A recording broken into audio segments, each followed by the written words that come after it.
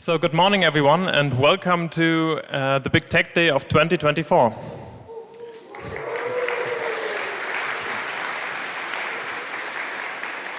And welcome Izar Tarandach as a speaker to the big tech day. So Izar is currently working as, and I've always to look at my paper for that, as a senior principal security architect at a major broadcasting company from New York. But Izar has a very long history in the security business. I think yesterday you told me something like you started like in 91? 1991, yeah. 1991. So we have like more than 35 years of experience standing here. He had to say it.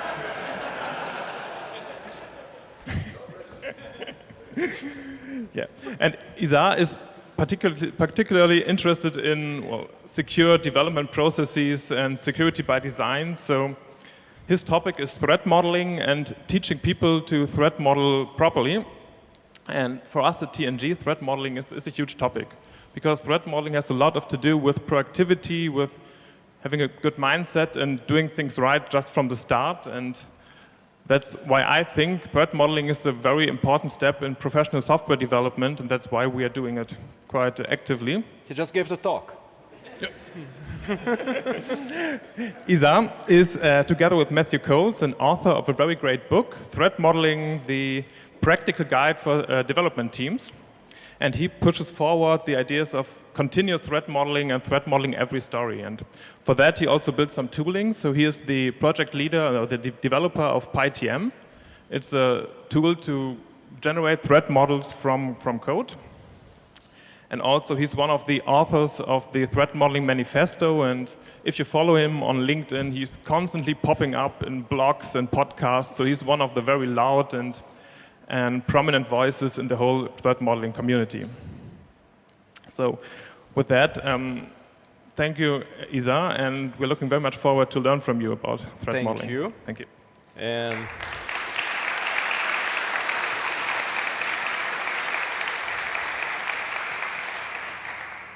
thanks, everyone. It's 9 in the morning, and I'm sure that you have other options to go, so thanks for coming here. I have to open by saying I'm terrified. There's a huge amount of people in here. It's a beautiful place, and I still have to find my pacing.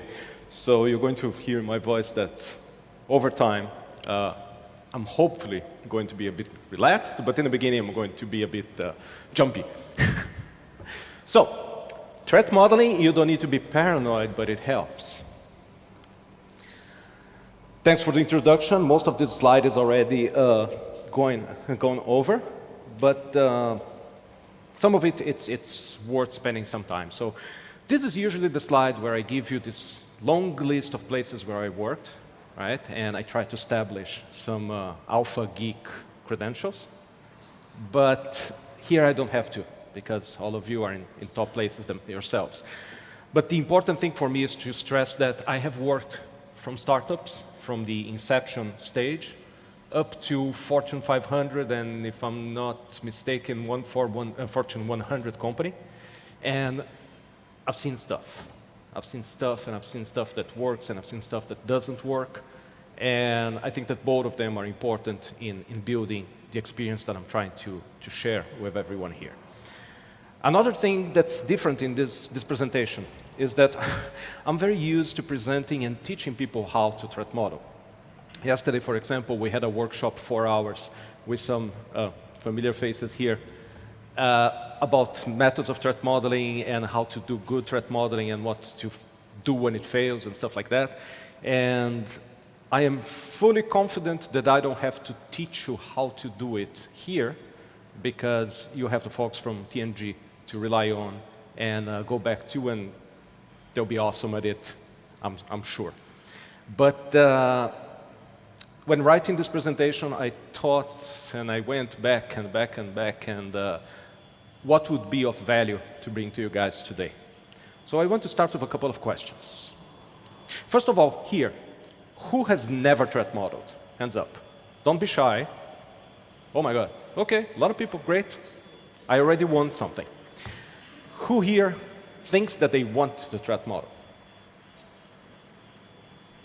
Good. Who here thinks that threat model is something that happens to other people? Nice. Now, the most important question of this morning. Who here wandered in here by mistake and now it's too late and they think that they can't get out? Good. Okay. So Houston, we have a problem. Who here has ever heard, or worse, uttered those words? Okay, it looks like I have a young audience here because it's a bit of an oldie, right? Most people heard it on a movie, the Apollo 13 movie. And one interesting thing about this sentence, it was never said. So let me take you back to April 1970, almost as old as the guy with 35 years of experience. And we are now sitting in Apollo 13 with 3 astronauts, and we are heading to the moon. Life is good. One of the very difficult parts of the mission is behind us, what's called the transposition maneuver. When the pointy part of the rocket moves forward a bit, turns around 180 degrees, grabs that part that looks like a beetle, pulls it out, and all that stuff keeps going to the moon. Traveling to the moon takes 4 days, even at those speeds that the spaceship is going. So somewhere around the middle of the 2nd or 3rd day, there was a bang. Things started spinning. Lots of panic. The astronauts immediately jumped into their training and started trying to correct the situation, stop the spinning, see what the bang was all about, and things like that. Once they managed to stop it, then the real sentence, the real saying was used. Houston, we've had a problem here. Something had happened. They had already acted. They already started correcting it. Probably they saved themselves in the process.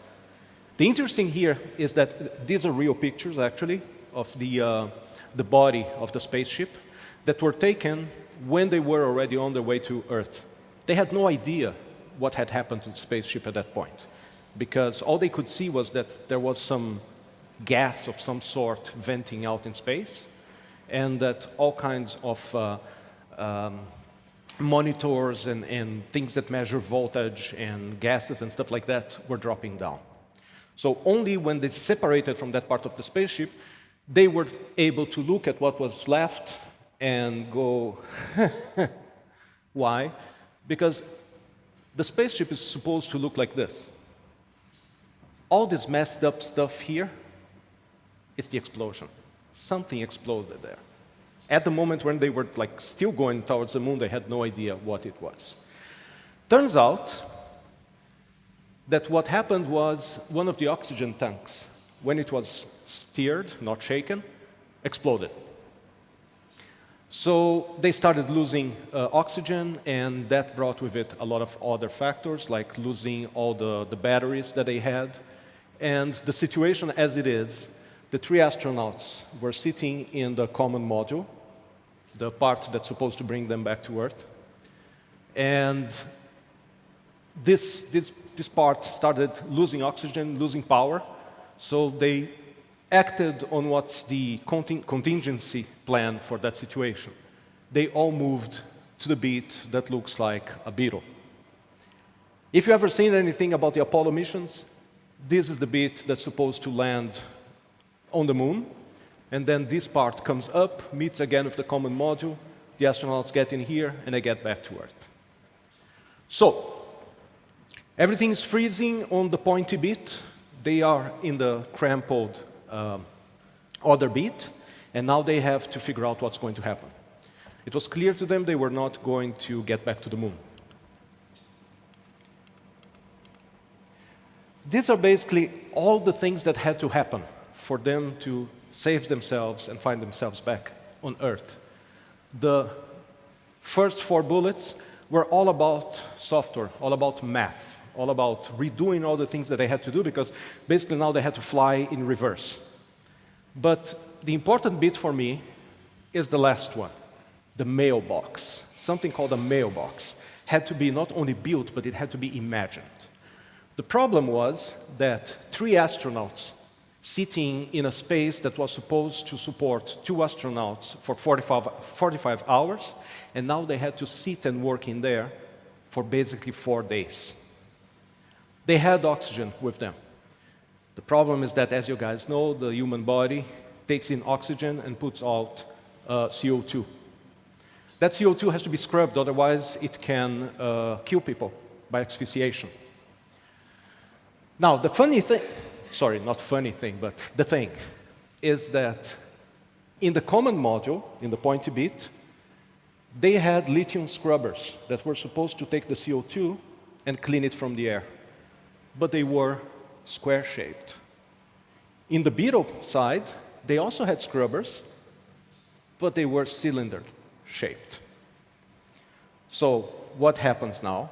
A lot of very, very smart people down on Earth, on the mission control, they had to dump, and this is a very powerful scene in the movie, it's actually this scene, they had to dump in the middle of the room everything that they knew was aboard Apollo 13. They had to somehow imagine a way to make the square bit fit into the cylinder bit, or at least do the same thing. And then they had to explain to the astronauts in flight, hoping that they had the same pieces that they had on the bottom, what they had to build and how to make that work. And that became the mailbox. As you can see, there's a lot of duct tape, which commonly saves lives all over the world. A fair bit of plastic. There was a card on top of everything that was actually the cover of a flight manual, a hose, and a lot of hope. Now imagine, back then, they couldn't just tell the astronauts, there is a how-to on YouTube that you can look up to create a mailbox. They actually had to go on the radio and say, take part A and put it on part B, and hold with spit and duct tape. And this is actually what they came up with, right? So the nosy thing goes into the inlet, the air comes into the square bit, gets filtered, gets into the circulation, the air circulation of the lunar module. And that was enough to save them. That was enough to bring them back to Earth. Of course, a model of engineering and one of the many miracles that happened in that mission. The moral of the story, and why I'm telling you, is that in this dialogue between 3 people in mission control, they say, okay, what about the scrubbers on the common module? Can we use the block things? They take square cartridges. The ones on the landing module are round. Tell me that this isn't a government operation. And the real bit, this isn't a contingency that we have ever remotely looked at. So they had a plan if they had to save the astronauts. They would say, okay, you guys move from the pointy bit into the beetle bit. That should be enough to keep you alive, but not for that amount of time. They never said this is going to go so long that we won't be able to clean the air of the beetle bit. And that takes us to dealing with modes of failure. There's a lot of ways that you can go and deal with things that can go wrong. One of them that we've seen here is a contingency plan, which usually is a strategic plan that says, if this thing goes wrong, then here are the steps that I'm going to take. These are the things that I'm going to do. The problem is that they only aim at emergencies or extraordinary situations, and the problem with those is that they limit to what you can imagine that can go wrong. They limit to those things that beforehand you can say, okay, if there is, I don't know, a failure with the heaters, then I can move the astronauts over and they'll have heating on the other side. But if nobody imagined that they're going to have 3 people for a long time, rather than 2 for a short time, they'll not have a contingency plan for that. On the other hand, you can solve a problem by design, by removing the bit that can be problematic from the start and saying, hey, you know what? If this is not in there, the problem doesn't happen at all. And that takes us to threat modeling. So one of the problems with threat modeling is defining what is it. And when we wrote the Threat Modeling Manifesto, we were 15 people. It took us a lot of time to come to a consensus, to actually get a definition that everybody could sign on and say this is what threat modeling is. And we came up to threat modeling is analyzing representations of a system to highlight concerns about security and privacy characteristics, which is one of the most benign definitions that we could have. Each one of us keeps teaching, each one of us keeps working, and each one of us basically has their own definition. So that definition is awesome, but what does it actually mean, right? It means that it's a conceptual process. It's important to say it's conceptual because otherwise people will immediately start, where's the tool, where's the tool, where's the tool? Something does this for me. No, no, no, you have to do it for you. It's completely conceptual. And basically it pushes to newfangled. And newfangled, I use that,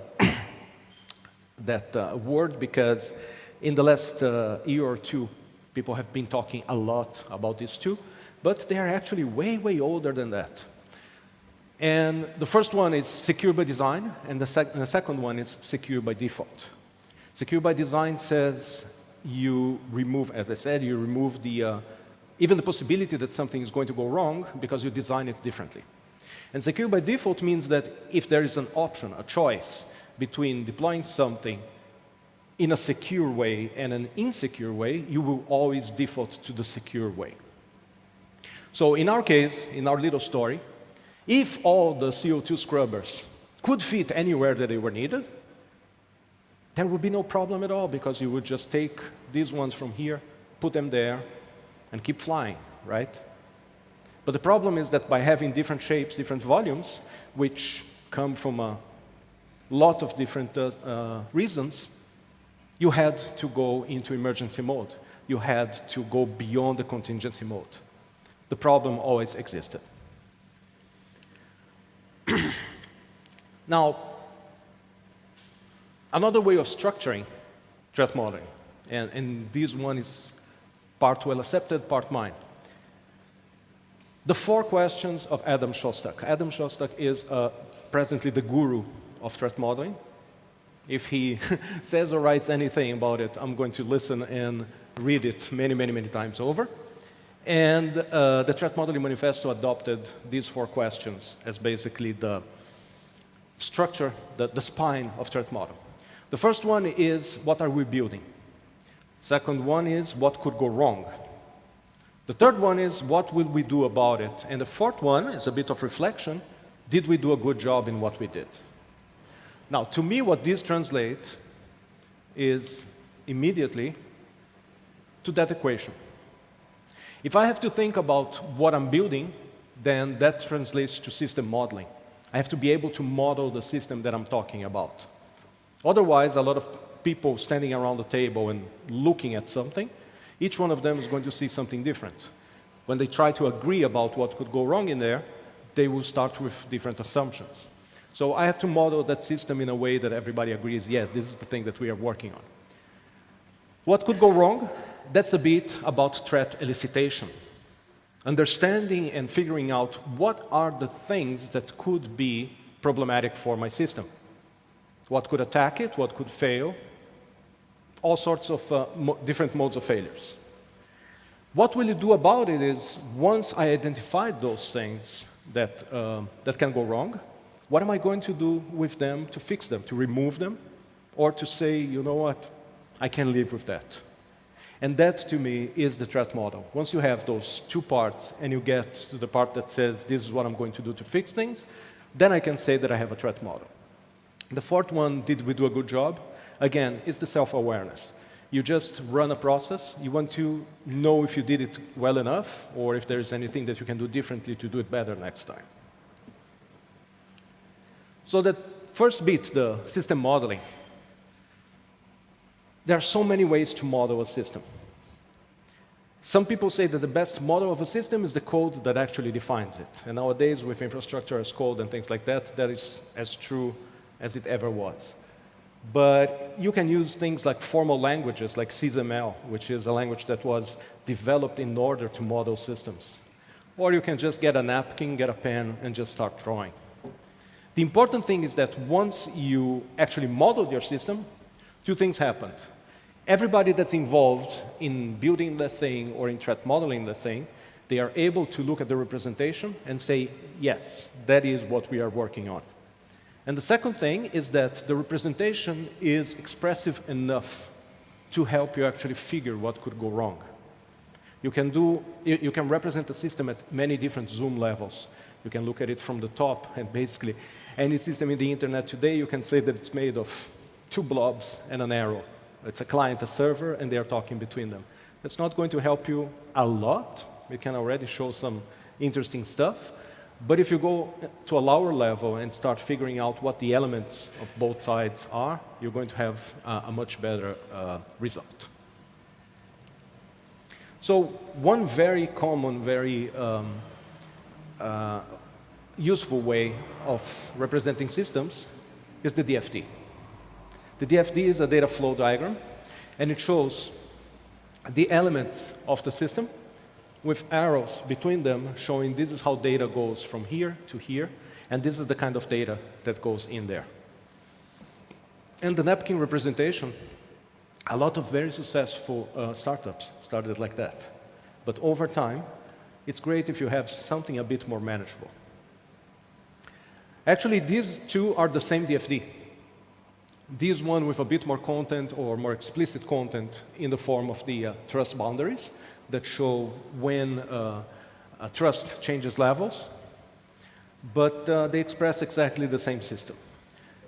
There's a URL here in the bottom. That's the Threat Model Cookbook project from OWASP, which has a lot of different representation examples, if anybody wants to take a look at it. But the important thing here is that even something simple as this is enough to let you start having ideas of what could go wrong. You can figure out already single point of failures, where all the communication goes through one node. You can start figuring out when you go over a trust boundary and you have to worry about authentication authorization, things like that. So once you have your model done, you know what you're building, you know what you're working on, then you move to the bit where you do the threat elicitation. And that's where you ask again, what could go wrong? But that's not really the whole story, because what you should be looking at is what could possibly go wrong. For example, I could say that right now, in the system that we are, in this room, something that could go wrong is that a meteor is going to come and fall in here, flatten all of us. Could happen, yeah. Is it possible that it happens right now when I'm sitting here? Yeah, but very, very, very low chances. So right now, probably, of all the things that I'm anxious about, that should not be the top of the list. There are other things, but that should not be the top of the list. And how bad does it have to be for me to start thinking about it? Meaning, how much risk am I willing to accept? If I'm going to start looking at basically everything that possibly could go wrong, some of those things are going to be worse than others. And I have to figure out what's my threshold for risk. I'm willing to accept that my system is going to be down for 1 microsecond, for 5 minutes, for 10 minutes, for a week. Once you decide that, that helps you calibrate what are the threats that you are really interested in. So what if North Korea decides to break into my dog grooming business site? Could they? Yes. Chances are they will not. So when I start thinking what's reasonable security for me, what's the amount of security that I have to invest into when I design and implement my dog grooming business, perhaps I should not worry about North Korea coming in and getting credit cards or customer information. They could, but they won't, because their eyes are somewhere else. Then there is the think like a hacker thing. Don't. That's all I can say. My personal opinion, it does not lead to good results. Basically because I want to say most of us are not hackers, are not professional pen testers, are not aware of all the techniques, tools, procedures, tactics that can be used. And trying to think like a hacker without having that rich background is probably just lead to frustration and not exactly to threats. What you should focus on, what you should try to use, is threat libraries, security fundamentals, and everything in between. There's a lot of literature out there to explain to you what are the things that can go wrong and how they do. Training. Education goes a long way. So just trying to, out of the rich experience that each one of us has, look at a model and say, oh, those are the things that could go wrong. It's probably good. Over time, you're going to have some security education. So, a bad example of a threat and its mitigation. The threat is something will break. The mitigation is avoid something breaking. Great, right? We can go have lunch, everybody go home, threat modeled. Another one is, and this one is more info security, secrets can leak. Oh my God, secrets can leak. How do I stop that? I stop by stopping secrets from leaking. You just, as we say, you sprinkle magic security dust on top of everything, which usually means encryption, and everybody's secure. Not true. A better example is when you have the threat, the mitigation, and the priority of that threat. So let's, very quick. So the threat here is that a lot of requests to a certain endpoint in a very short time is going to bring down the process. The mitigation goes to rate limitation, log the rate of requests, see how many are failing, all that good stuff that everybody in here already knows. But the mitigation is saying, hey, this is a critical issue, and it could bring the business down. So when you jump to the priority, you see that all of a sudden it's a medium. That's strange. That's because in the mitigation, we are saying, okay, this thing can bring the whole thing down, but the priority is just a medium because we are saying, you know what, we have other controls in front, we have a load balancer, we have stuff to prevent this kind of thing. So yeah, it's a threat, it is, but we don't have to panic because we have some mitigating controls in there. The other one is the key used for encrypting data at rest is available for any service account with read writes. So basically, anybody that can read that key has access to all the data that it encrypts. And the mitigation is either you accept this as design failure, it will happen sometimes. Because of the way that we designed this thing, I don't know, 10, 5 years ago, it had to be like this. Over time, things changed, and now you have more granular access controls that you didn't have back then, things like that. But you're going to say, in order to fix this, I have to change the whole system. So nothing bad happened up to now. I'm going to continue praying that nothing bad continues happening. So I just accept the risk. Why? Because it's below the threshold of the risk that I am willing to accept. But if that's not the case, if you look at it and go, oh, that should not be like that, then the priority goes to really important. And somebody is going to have to deal with that stuff. The result of a threat model is that it should have a list of mitigations. They should be ordered by their priority. And again, I'm using the word priority and on purpose, not severity. Severity is security speak. Security people know severity. Developers understand priority. They want to know what is it that I have to do right now before I do the other things. It has to be actionable by developers, not by security people, because security people are good at pointing at the thing and saying this has to change. But developers are good at actually making a change. It has to be shareable. Usually it's more than one team, more than one people that have to be aware of things. And it has to be valuable. And value is the big thing here. Today, something that's different from developers of yesteryear, the developer is smack in the middle of everything that happens. Remember when we used to have QA people? I haven't seen a QE engineer in years. Why? Because now the developer is supposed to be the QE. The developer is the one writing tests. In the same way, the developer is the one doing the design. We almost don't have architects anymore. As the stories come in, the developer decides what changes in the design to make that story happen. In that cycle, we find a place for threat modeling, usually at design time. We like to say the best time to threat model is when you are doing design. The problem is that with the developer in the middle of everything and architects not having that special, beautiful time to sit down and design things, design happens all the time. So threat modeling now has to be a continuous thing. It has to go as the system changes. Now, the value that threat modeling can actually bring beyond that thing of design time and then you have a well-designed, well-secured system, is that it can go into every single step of the secure development lifecycle. So when you get to design, of course, you get secure by design results. When you look at implementation, that's when you derive from the threat model the secure by default stuff. The choices that you are going to make when you are implementing something that will say this will be the most secure possible way, and that's going to be the default. When you are doing testing, and that's a secret of the security industry, nobody has a really good security test plan. Things just happen. They depend on how people approach it, and we are more or less satisfied with the result. But if you have a good threat model, for the first time now you have a plan for a security test. You can point at the chewy bits and say, these are the bits that we think that the tester should be more interested because they are more valuable or because they are more fragile. When you're doing deployment, again, that's when you meet secure by default. You have the threat model to fall back on and say, these are the things, these are the settings that are at their hardest and that might have to be changed just in case the deployment doesn't agree with them. And maintenance. Old systems still alive, they are open to new threats. And unfortunately, we have new threats all the time. So having a threat model in place is going to help you calibrate if the new threat is something that's interesting to the old system or not. So at the end of the day, it's all about value.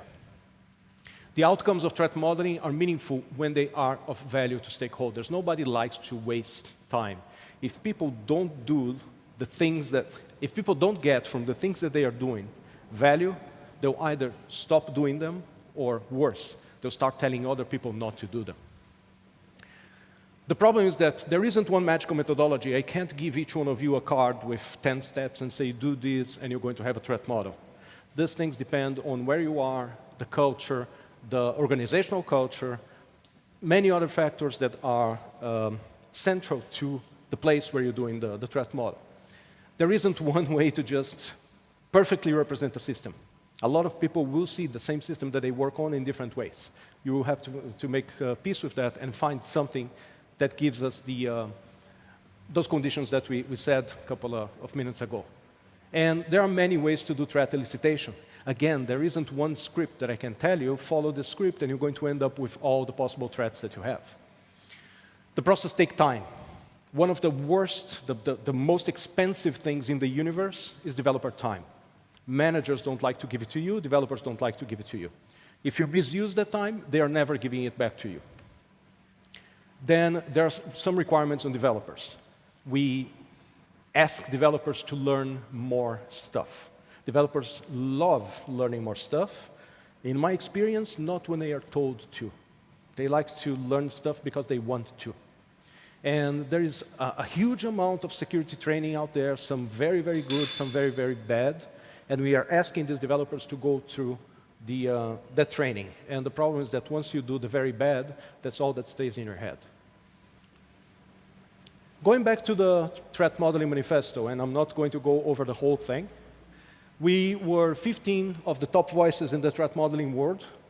I think that if you put everybody together, it gets to some 200 years of experience of threat modeling. And we based ourselves in the Agile Manifesto. And we wanted to do something that sets some pathways for people to get into threat modeling and be effective about it. Again, we are not being prescriptive. We are not telling people this is how you threat model. We are telling people, in our experience, here are some things that make your life easier when you are threat modeling. So we have 5 values, 4 principles, 5 patterns, 4 anti-patterns. We are going to see some of the anti-patterns in a bit. But the important bit for me is the values. We looked not in saying this is a value. We said these 2 things can happen. But this first thing for us is more valuable than the other. So to give an example, a journey of understanding over a security or privacy snapshot. We are not saying that a threat model can't be a snapshot. Sometimes it is. Sometimes it's a governance thing. Sometimes it's a compliance thing. But for us, a threat model is a vehicle for you to understand your system over its lifetime. It's going to change over that lifetime, and it's going to get better over that lifetime. So don't focus on just what's happening right now. See the threat model as something alive that's going to take your system through its life cycle. Then we were not satisfied with what he did, so we added threat modeling capabilities document. And first and foremost, it's not a maturity document. We are not telling people, this is where you are if you do this thing, this well or this bad. No, it's a list of things that we have acquired over the years to say that if you have these Lego pieces in place, you are going to be able to build easier threat models over time. But there's more. There's processes. People love processes, and people should be threat modeling their processes as well. Now, I'm just running a bit because I'm seeing that my time is going. So let's look at a very, very simple example. Going from home to office. It's nothing technical. There is no moving parts in here in terms of processes talking one to the other. But it's 6 in the morning. You want to wake up at 6 in the morning to go to the office. What could go wrong? Your alarm clock could just not ring, right? What's the mitigation? You double check it the night before, but still, you could have a power outage or something. So you add a mechanical one that doesn't depend on the power supply. And then you go for each step of this process of yours, you get dressed. Hey, I don't have anything suitable, so let me find something else. No, it's laundry day, so I don't have anything. Okay, so let me just very quick do something that sort of sharpens what I'm wearing. But the worst, you go into your commute, and all of a sudden, rain. You didn't bring an umbrella. How would you solve that by design? I get to the office, I have a different set of clothes in there. So even if I got wet, the whole problem goes away because beforehand, I already designed the process with having something in there that solves my problem.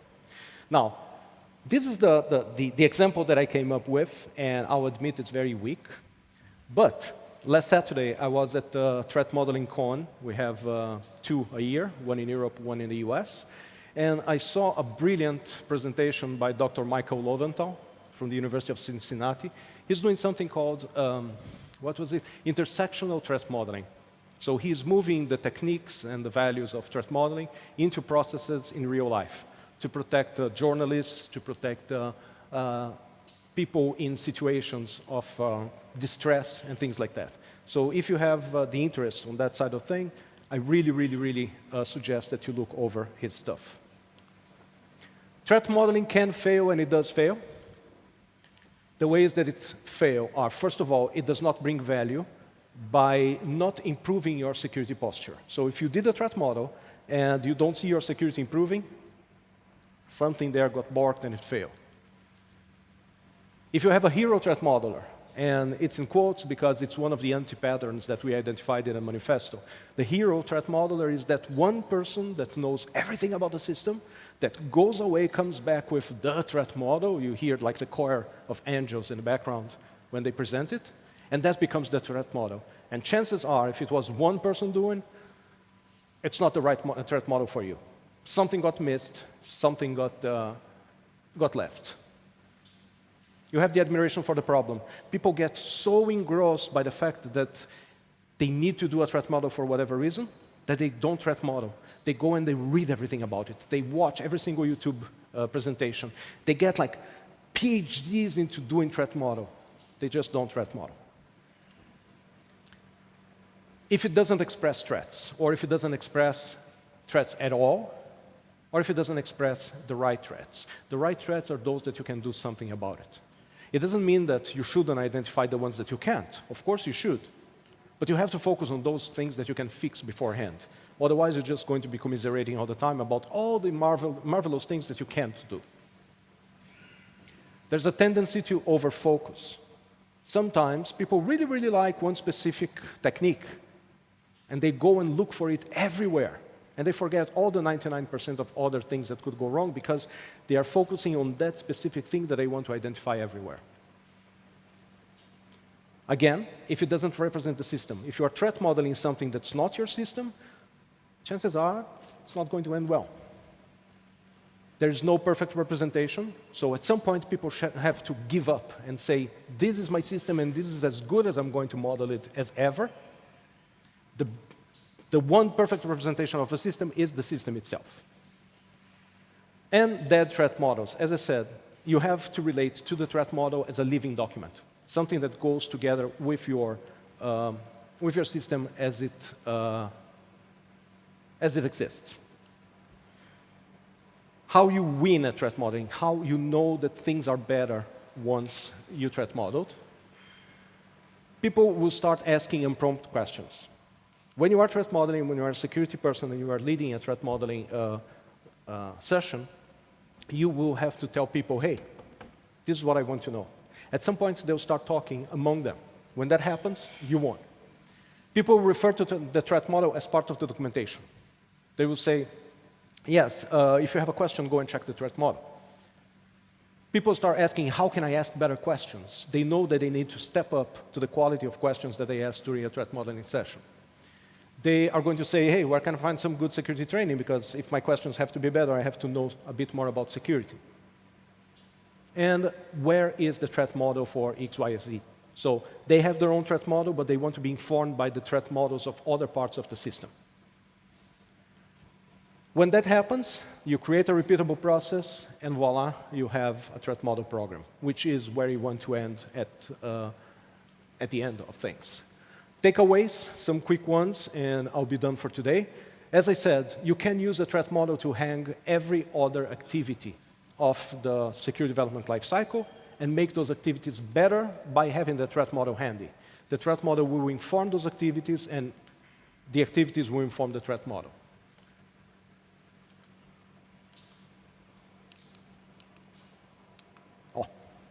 It's all about understanding your customer. You have to see where people are coming from.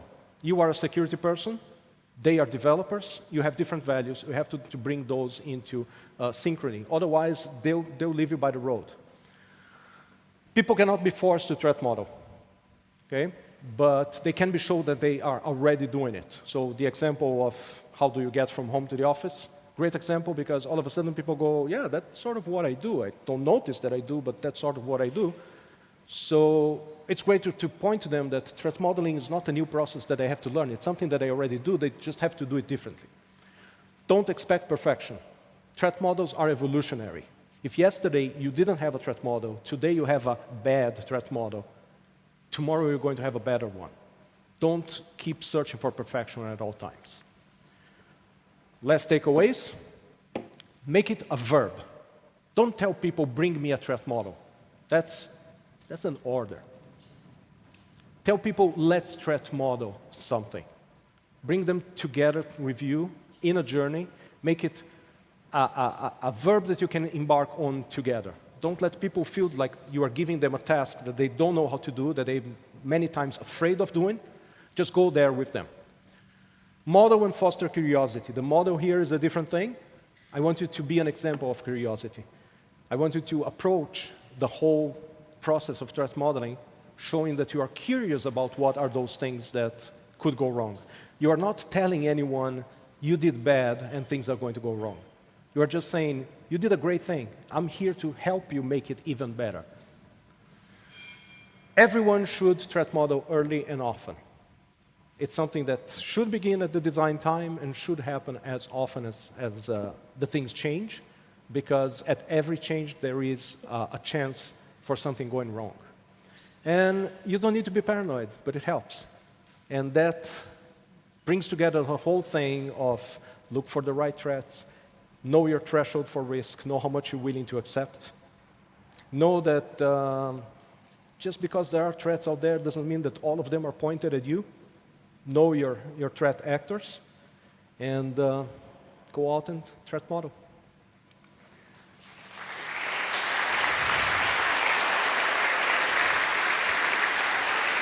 Thank you very much. Are there any questions in the audience or online? First of all, thank you for the presentation. I'd like to share my feelings on threat elicitation a bit. So I feel like it's best if you have the background of a hacker to do threat elicitation. What do you think about that? It's about scarcity, right? There is a lot of talented people in there that do have that background. But if it's already difficult to find professionals that can do security on the defense side, imagine how much harder it is to find those that can do it on the attack side. So those are very rare commodities, the ones that can do it well. Even when you're doing pen testing and you bring in an outside body to pen test, many times it is a bit of a matter of luck what you're going to get into the results, because they are going to bring a variety of experiences, there are going to be a variety of backgrounds and approaches, and you might end up with someone whose, I don't know, background is more into web pen testing, and your system is, I don't know, IoT. They're probably going to find stuff, but probably not all the stuff that they would find if it was somebody who's more focused on IoT. So the point that I'm trying to make is everybody should have a basic approach of attack, but you shouldn't expect that everybody to be able to attack all the time. And I think that from the security point of view, if you have the fundamentals, if you have a very thin layer of how that happens in your environment, you have as much information as you need at that time to say, this is as much of a hacker mindset as I need to have. Okay? Does that help? Anything else? You mentioned earlier that there were different ways you could do threat modeling depending on cultural differences, I think you said. Yeah. Could you give an example of that? So first of all, I have to point out that there is no criticism in here. Okay? I'm not saying this is better, this is worse. But I worked on companies that had representation all over the world. And I was fortunate to be able to travel to a lot of places to give workshops on threat modeling. And my experience was that in some places, people had a lot of difficulty in coming up with questioning the system, saying this could go wrong. For various reasons. Perhaps they don't want to feel like they are putting down the work of other people. Perhaps they don't want to feel like they are stepping outside their bounds and pointing at something that could be construed as wrong. And in other places in the world, you couldn't stop people from shouting over each other all the things that they thought might go wrong, good or bad, right? Because they had that drive to build something perfect. They had that drive to show that they understood the problems better than other people and things like that. But it comes from a good place. But it is usually a difference in other things that you see in the culture of the place, and it just reflects on threat model. And that's my personal experience. It's not a... Okay? Anything else? Nowadays, you rarely develop from scratch. You heavily rely on open source libraries. How do you deal with the possibility of malicious libraries or supply chain attacks when you threat model? Okay, so let me read that back to you to make sure that threat modeling and open source, how do I see the possibility of bad things happening in open source projects? Was that it? In your supply chain, yeah. In the how do I see that? I see that with terror, horror, and whatever other word can go in there. Because I don't know if you guys are familiar with XKCD, the comics. So there's that famous one of the whole Jenga block pyramid and the small thing in the... The fact is, I wish, among other things, that we would be able to have a threat model for everything, every single open source thing out there, right? From the simplest to the most complicated, most complex, and most used stuff. Unfortunately, that is not the fact. The good thing is that over time, we sort of figured out what are the bad things that can happen with something in the supply chain, with some third-party risk. And if we haven't solved them, and yes, we haven't solved them, at least we have the alarms in place and we have the procedures in place to do something about it. But still, it's living risk. You're getting software from somebody that you're not paying, so you don't have the right to demand them to fix something that you depend on. So yeah, to go back to the start of the answer, I see it with horror, fear, and trepidation, but I hope for good things. Thank you. Okay, let's thank Izar again.